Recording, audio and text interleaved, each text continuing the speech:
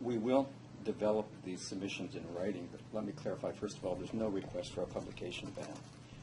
The content of the hearing is a matter of considerable public interest, and there's no desire on the university's part to ban publication.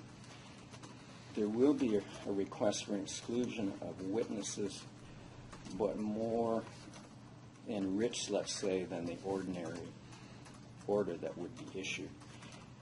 Arbitrators have been wrestling with the reality, particularly in today's electronic environment, that there are difficulties in creating an effective exclusion of witnesses if there's simultaneous and ongoing communication of the content of the hearing. It would make the order of an exclusion farcical if the hearing were in fact on an ongoing basis in the public domain. Related to that is the concern of the university with respect to student witnesses who will be called. There's the traditional concern about any witness's evidence not being affected in any way by knowledge of evidence already heard in a proceeding, and that is affected as well by the fact that credibility is very much in play in the case.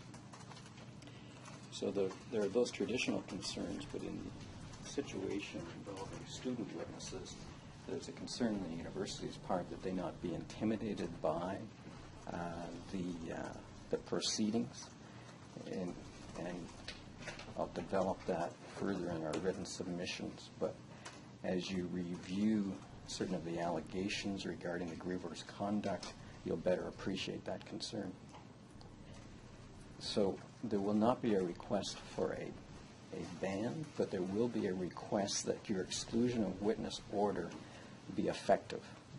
And as I say, arbitrators have been dealing with that challenge, and will of course supply you with some recent authorities which show the efforts of arbitrators to have an effective exclusion order, while at the same time allowing for proper access to the hearing by the media and eventual reporting on a case which does engage issues of public interest.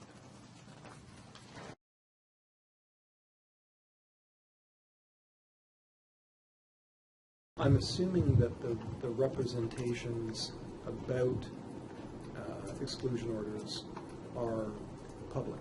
That is, they're not embargoed. But I thought I should raise that.